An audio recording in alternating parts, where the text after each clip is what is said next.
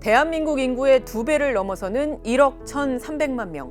지난해 유엔 난민기구가 추산한 자신의 의지와 관계없이 본래 살던 곳을 떠나야 했던 이들의 숫자입니다.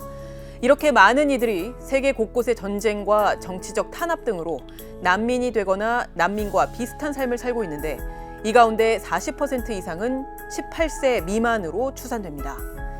난민과 실향민 보호를 위해 국제적 대응을 주도하는 곳, 바로 유엔 난민기구인데요.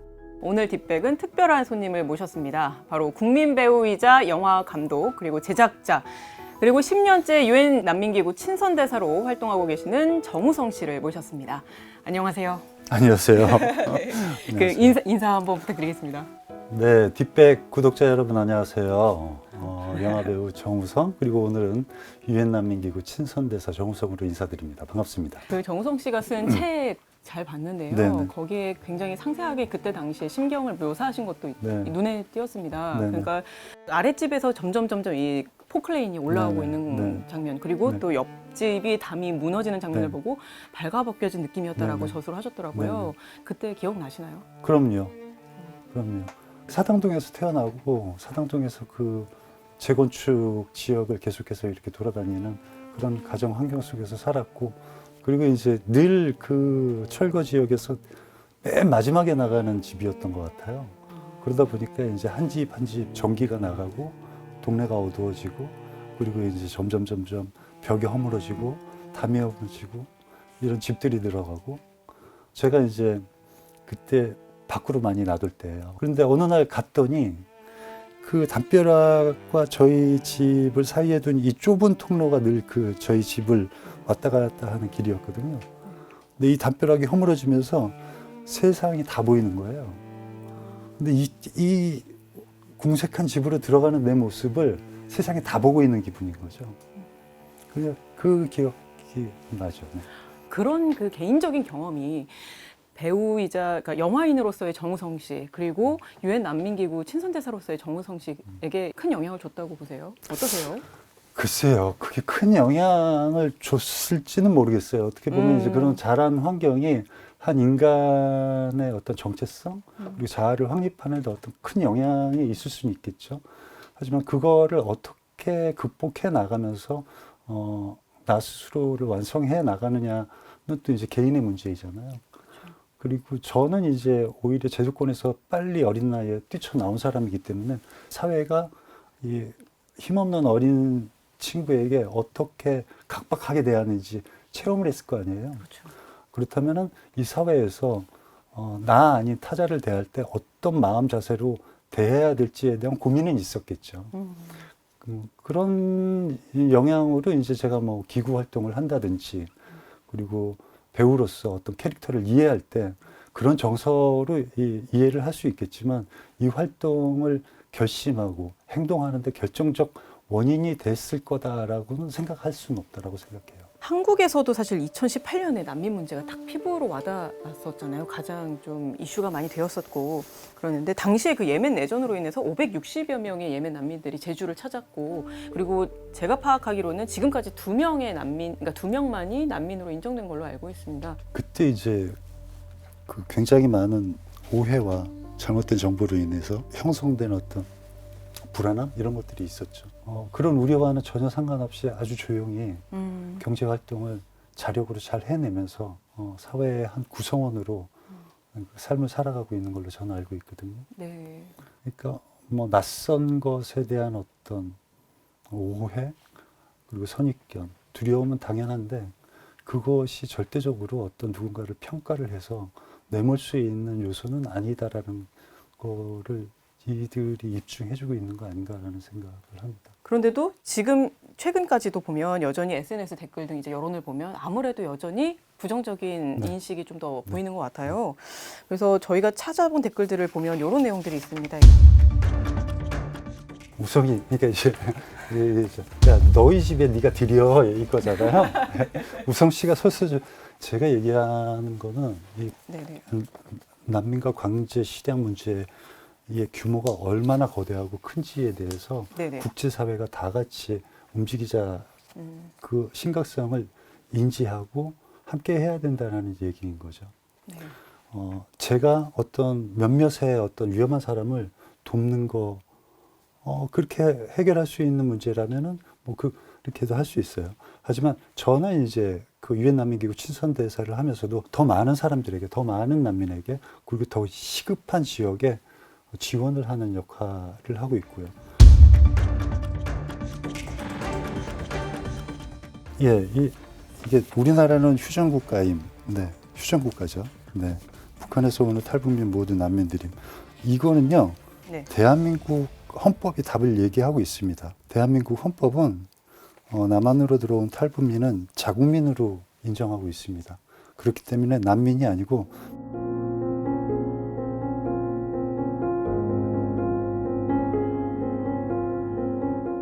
일단 난민은 어떤 경제적으로 불우한 국가를 뜻하는 건 아닙니다. 국가의 위기 상태가 발생해서 고향을 떠날 수밖에 없고 국경을 넘어서 다른 국가로 자신의 보호를 요청할 수밖에 없는 그런 사람들을 난민이라고 하는 거고요.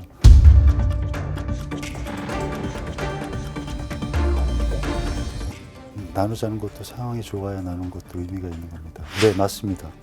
우리나라도 지금 소외계층, 취약층 좀 제대로 못 받는 사람들이 얼마나 많은데.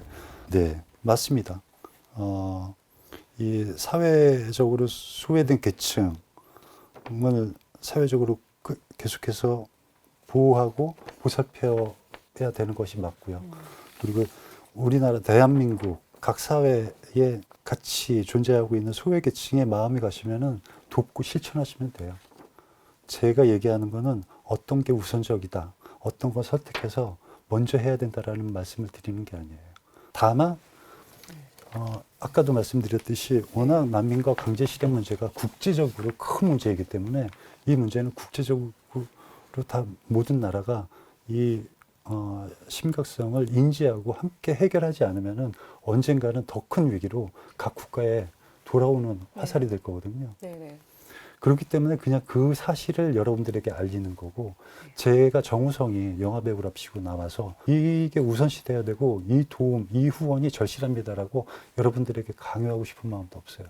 여러분들이 마음이 움직여서 각자 스스로가 자기의 결정으로 어떤 선행의 행동으로 옮겨야 맞는 거라고 생각합니다. 그리고 여러 자료를 보면 이게 그 적극적인 난민 수용 정책이 무조건 범죄율 상승으로 이렇게 직결된다고 보기는 어렵습니다. 근데 스웨덴처럼 이분들을 그 통합하는 과정에 실패하면서 여러 사회적 문제가 발생하기도 했잖아요. 그러다 보니까 이런 사례들을, 그러니까 특히 유럽 사례들을 접한 많은 그 분들이 그런 부정적 인식을 갖게 되는 결과로 이어지기도 하는 것 같습니다. 이거에 대해서는 어떻게 생각하시는지도 궁금합니다. 그게 어떤 사건을 극대화해서 그 사건이 난민 전체의 도덕성을 대표하게끔 하는 게 이제 가장 큰 문제인 거죠. 그리고 어떤 국가에서는 그걸 정치적으로도 이용을 하기도 하고요.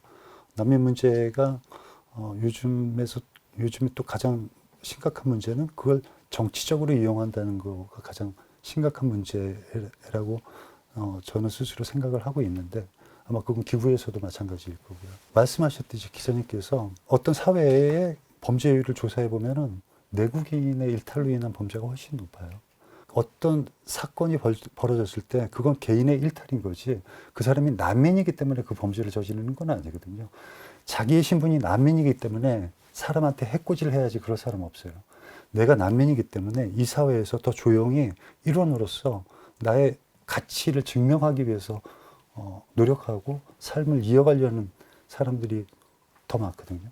사실은 2018년도에 이제 그렇게 대한민국이 거의 그냥 들썩였잖아요. 그랬을 때 좀 당황은 했어요. 근데 사실 그런 오해도 당연한 거잖아요. 우리는 사실 일상에 자기 각자의 삶을 이어가는데 너무 바빠요. 자기의 일과 자기의 어떤 삶을 이어가는 중요한 사안이 아니라면 그렇게 관심 있게 들여다볼 수 없잖아요. 그건 당연한 것 같아요. 하지만 그런 어떤 잘못된 인식들과 사회 팽배해 있는 가짜 뉴스들, 잘못된 정보, 오해 이런 것들을 완화하고 인식 제고를 위해서 저 같은 이제 친선대사가 활동을 하는 거죠, 각 국가에서. 근데 시간이 오래 걸릴 것이고 그렇다고 봐요. 유엔 난민기구 친선대사로서의 정우성 씨에 대해서 또 질문 드리고 싶어요. 그 벌써 10년째가 되셨더라고요. 네. 처음 10년이 꿀꺽 넘어갔네요. 어느 날 갑자기 유엔 난민기구에서 연락이 왔어요. 네. 그래서 저에게도 생소한 기구였거든요. 그리고 사실 아직도 UNHCR이라는 이 단어를 생소하게 생각하시는 분들도 많고요. 근데 이제 그 이전에 제가 이제 뭐 어린 나이부터 내가 어느 정도 성공하면은 어떤 일을 해야지. 어린 나이에는 뭐 내가 재단을 만들면 아이 재단으로 만들어야지. 뭐 그런 재단 이름도 생각해보고 아이라는 게 굉장히 네. 한국말로는 뭐 아이 그리고 뭐 영어로는 나 그렇죠, 나. 그리고 뭐 중국어로는 사랑 뭐 이런 그 단어가 갖고 있는 복합적인 의미가 재밌어서 쓸데없는 얘기를 하고 있네. 아니에요. 아니, 재밌게 잘 듣고 있었습니다. 네. 뭐 그런 저런 생각들로 이렇게 했는데 그런 와중에 이제 유엔 난민기구에서 연락이 와서 지금 이런 기구가 활동하는 거를 선택하지 않으면 또 언제 이런 기회가 오지? 라는 생각으로 덜컥 응했죠. 덜컥 응했고 이제 활동을 시작하다 보니까 엄청난 기구더라고요. 막상 이제 10년째가 벌써 되셨는데 네. 해보시니까 어떠세요? 그 10년간의 무기력해지죠. 네. 무기력해진다. 그리고 점점 이제 이게 활동을 하다 보면 그 지역의 역사, 이 분쟁과 이 사태가 왜 일어났는지에 대한 그런 것들도 자꾸 들여다보게 되고 그러면서 이제 인류의 역사는 결국엔 이게 파괴의 역사인가 이런 생각도 하게 되고 인간의 본질은 뭐지? 막 이런 생각도 하게 되고 그럼에도 불구하고 그 지역에서 활동하고 있는 그 인도주의 활동가들을 보면은 그렇게 인간의 아름다움은 또 저런 거 아닌가? 그리고 그런 위기 상황에서도 그 희망을 놓지 않고 그러니까 자존감을 지키려는 인간의 그 강인함을 확인할 때마다 뭔가 또 새로운 걸 느끼기도 하죠. 네.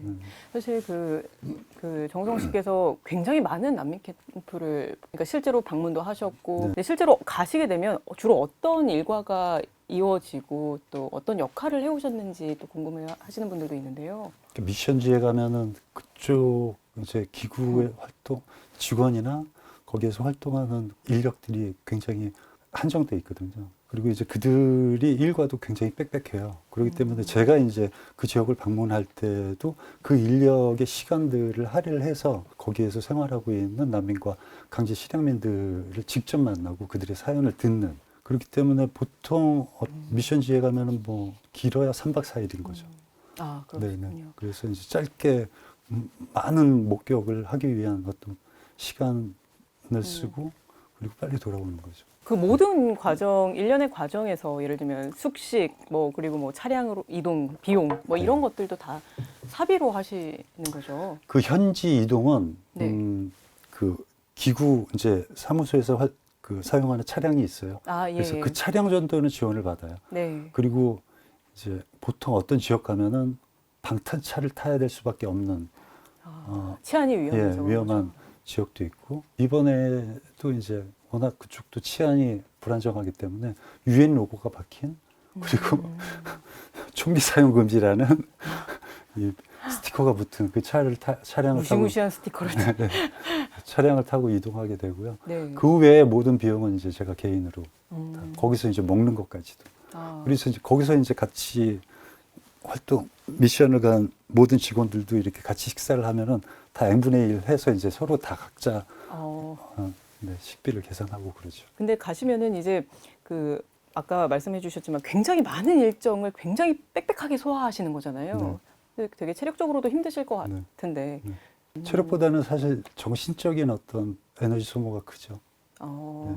굉장히 집중해야 되고 네. 그리고 이제 거기 갈 때 이제 거기에서 기구에서 제시하는 숫자들이 엄청나게 많거든요. 뭐 이 지역에는 2,140만 명의 어떤 보호 대상자가 지금 있고 그리고 뭐 콜롬비아에서는 690만 명의 그 지금 강제 실향민이 있고 또 베네수엘라에서는 770만 명의 또 보호 대상자들이 있으며 이 중에 84%는 이 남미 지역에 있고 거의 대사를 외우듯이. 네. 이런 식의 이제 네. 이 엄청난 수치 이건데 왜냐하면 이 수치를 기반으로 해서 또 대한민국 사회에서 제가 인터뷰할 때 명확한 어떤 수치에 의해서 또 제시를 해야 되기 때문에 그렇죠. 그리고 이 수치에 기반된 개개인의 사연을 얘기해야 되기 때문에 그래서 사실 기구 관련 인터뷰할 때가 제일 저에게는 아주 힘든 긴장감이 높은 네. 그런 시간입니다. 유엔 난민기구가 지금까지 파악한 총 난민의 규모가 어느 정도 되나요? 제가 10년 전에 활동을 시작할 때 그 수치를 듣고도 깜짝 놀랐거든요. 그때 기억을 되돌려 본다면 4,700만에서 800만이라는 숫자를 들었어요. 10년이 지난 지금 1억 1,300만 명의 보호대상자로 늘어났고요. 네. 그리고 10년 동안 단 한 번도 이 수치는 이렇게 줄어든 적이 없어요. 줄어들었다 다시 올라오거나 이런 적이 없이 그냥 꾸준히 상승해 왔어요. 지속 가능한 난민 지원을 위해서 현재 가장 필요한 어떤 사회적인 변화, 정책적인 변화가 있다면 뭐라고 생각하실까요? 그냥 한 인간으로 바라보는 어떤 시선이 가장 중요한 것 같아요. 먹고 사는 문제가 아니라 삶과 죽음의 기로에 선 어떤 위기에 빠진 사람이 저 앞에 있구나. 저 사람을 어떤 자세로 대해야 될까라는 그냥 그런 생각을 하시고 그들을 바라보신다면은 어떨까라는 생각이 들어요. 우리 개개인이 그 일상생활에서 할 수 있는 어떤 노력이랄까요? 역할이랄까요? 어떤 게 있을까요? 아니에요. 그냥 그 개개인은 개개인 삶 열심히 사시면 된다라고 생각해요. 여러분들이 살면서 난민 단 한 분도 못 보실 수도 있어요. 그냥 각자 열심히 살면서 마음의 여유가 있으면 어떤 분들은 사회 소외계층을 돕고 어떤 분들은 제가 얘기하는 이런 얘기들에 있어서 좀 관심이 가거나 난민이 어떤 사람들이야 라고 이렇게 좀 개인적인 어떤 숙지를 하신다면은 그들이 만약에 우리 곁에 왔을 때 그들을 바라보는 시선이 조금 더 포용적이지 않을까라는 생각이 들어요. 난민은 어떤 시혜와 어떤 물리적 도움을 원하는 사람들이 아니라 새로운 기회를 필요로 하는 사람들이거든요. 국가가 없다라는 게 내 두 발을 딛고 설 땅이 없다라는 거잖아요. 얼마나 흔들리는 육체와 정신 상태이겠어요.